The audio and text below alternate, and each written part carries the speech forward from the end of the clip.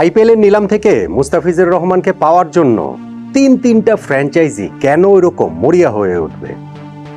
আজকে IL টি-20 match দেখেছেন? এই মুস্তাফিজের জন্যই তারা মরিয়া হয়ে উঠেছিল। মুস্তাফিজুর রহমান কি এমন বোলার যে তার জন্য 9,20,00,000 রুপি খরচ করতে হবে, কিংবা বাংলাদেশি মুদ্রায় 12,40,00,000 টাকা খরচ করতে হবে, ম্যাচ প্রতি প্রায় 1 কোটি টাকা করে তাকে দিতে হবে?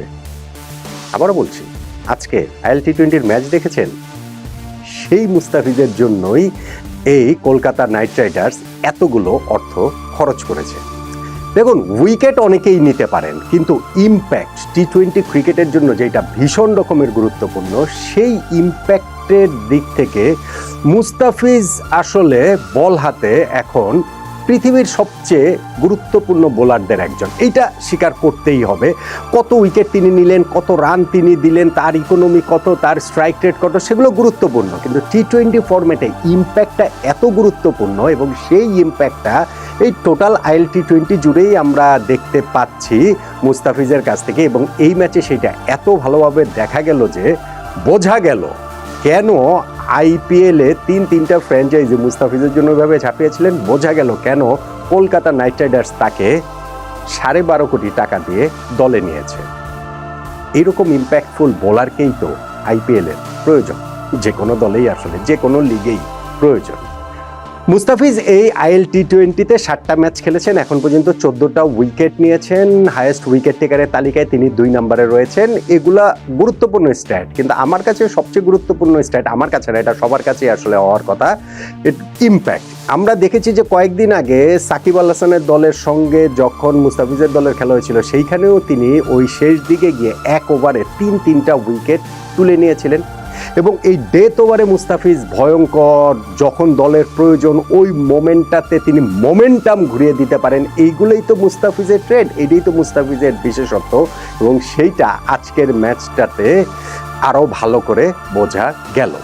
মুস্তাফিজের শুরুটা আজকে ভালো হয়নি, তিনি সেকেন্ড ওভারে বোলিংয়ে এসেছিলেন, জেমস ভিন্স তাকে একটা 4 মারলেন, রামানুল্লাহ গুরবাজ তাকে ছক্কা মারলেন, ওই ওভারে তিনি 13টা রান দিয়ে দিলেন।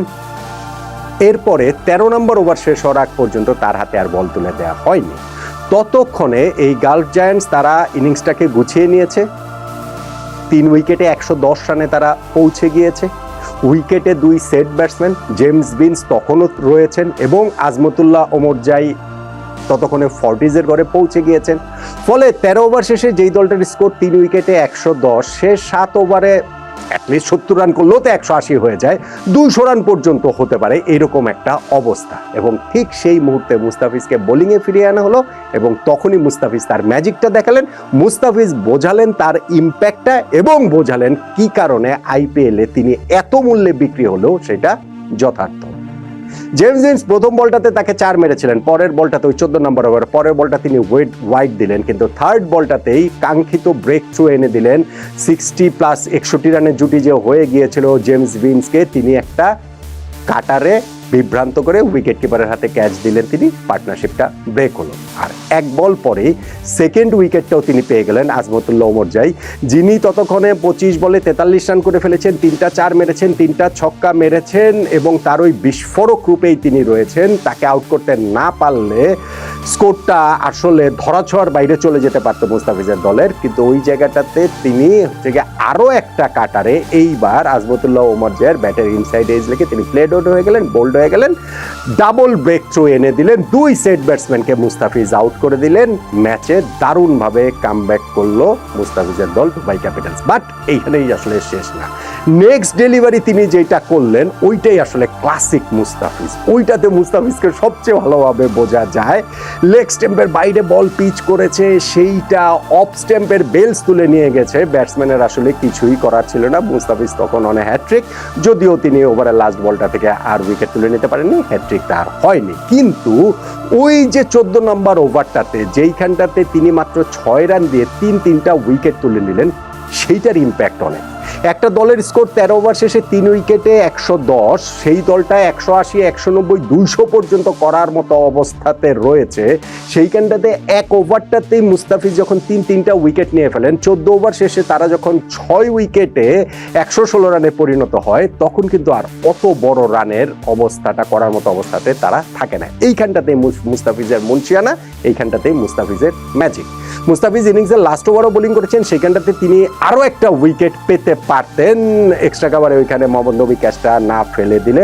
যদিও ওই ওভারে রান আউটের হ্যাট্রিক হয়েছে, তিনটা রান আউট হয়েছে, 156 রানে এই গালফ জায়ান্টস অল আউট হয়ে গেছে, যেই রান তাড়া করে মুস্তাফিজের দল ম্যাচটা জিতে নিয়েছে। এখন দেখেন, এই এত কিছু হয়েছে শুধুমাত্র মুস্তাফিজের ওই একটা ওভারের কারণে। যদি আপনি টার্নিং পয়েন্ট বলেন, অবভিয়াসলি মুস্তাফিজের সেই ওভারটাই, এবং মুস্তাফিজ এই জিনিসটা দেখিয়ে যাচ্ছেন দিনের পর দিন, ম্যাচের পর ম্যাচ। এই IL T20 অবশ্যই এটা IPL মানের টুর্নামেন্ট না, কিন্তু এইখানেও তো ভাই ইন্টারন্যাশনাল মানের অনেক ক্রিকেটার খেলেন, এবং সেইটাও খুবই আসলে প্রেস্টিজিয়াস এবং গুরুত্বপূর্ণ টুর্নামেন্ট, এবং সেইখানটাতেও মুস্তাফিজ তার এই ক্যারিশমাটা দেখিয়ে চলছেন। আমি যেটা ইম্প্যাক্ট প্লেয়ারের কথা বলছিলাম, ইম্প্যাক্ট রাখার কথা যেটা বলছিলাম, সেইটা আপনি সব ফরম্যাটের ক্ষেত্রে প্রযোজ্য ডেফিনেটলি, কিন্তু টেস্ট এবং ওয়ানডের বিষয়টা কি, ওইখানটাতে আপনার কামব্যাক করার সুযোগ থাকে, এবং ওইখানটাতে একেবারে মোমেন্টামটা একবার চলে গেলে যে আবার ফিরিয়ে আনা যাবে না, বিষয়টা সেরকম না। টেস্টে আপনার কোনো একটা দল হয়তো এক সেশন খারাপ খেললো, পরের সেশনে কামব্যাক করে, একটা দিন খারাপ খেললো, পরের দিন কামব্যাক করে। ইভেন ওয়ানডে ম্যাচেও যেহেতু ইনিংসটা 50 ওভারে 300 বলের খেলা, সো সেইখানটাতেও অনেক রকম জায়গা থাকে, কিন্তু T20 মাত্র 120 বলের ইনিংস, এবং সেইখানটাতে মোমেন্টামটা ঘুরিয়ে আনাটা, ফিরিয়ে আনাটা, নিজেদের দলের দিকে দেয়াটা, এই ইম্প্যাক্ট রাখাটা আসলে খুব গুরুত্বপূর্ণ। সেটা বোলিংয়েও, যেটা আমি বললাম মুস্তাফিজের এরকম ওভার, ব্যাটিংও আপনি দেখবেন হয়তো কেউ একজন একটা ওভার ব্যাটিংয়েই 20-22 রান নিয়ে পুরো ম্যাচের চেহারাটাই আসলে পাল্টে দিয়েছে। সো T20 ফরম্যাটে ইম্প্যাক্ট প্লেয়ারের, যেই সব ক্রিকেটাররা ইম্প্যাক্ট রাখতে পারেন এই ছোট্ট সময়ের মধ্যে, তাদের গুরুত্ব আসলে অনেক বেশি।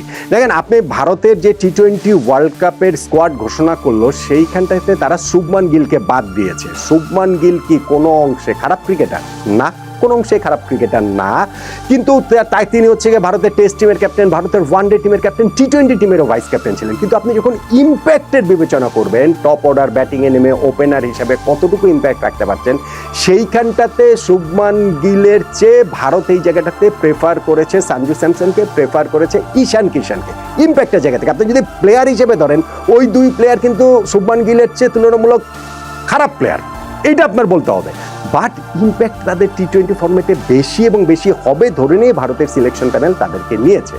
মুস্তাফিজের ক্ষেত্রে বিষয়টা হচ্ছে গিয়ে ওই রকম যে T20 ফরম্যাটে তিনি ইম্প্যাক্ট প্লেয়ার হিসেবে একজন বোলার বল হাতে নিয়ে যেভাবে ইম্প্যাক্ট রাখতে পারেন, স্পেশালি দলের খারাপ সময়, স্পেশালি ধরেন ইনিংসের শেষ দিকে, সেইটার মতো ক্রিকেটার বা বোলার ওয়ার্ল্ড ক্রিকেটে অনেক যে আছে, অনেক যে আছে, ধরেন 10 জন, 20 জন, 30 জন আছে, বিষয়টা সেরকম না।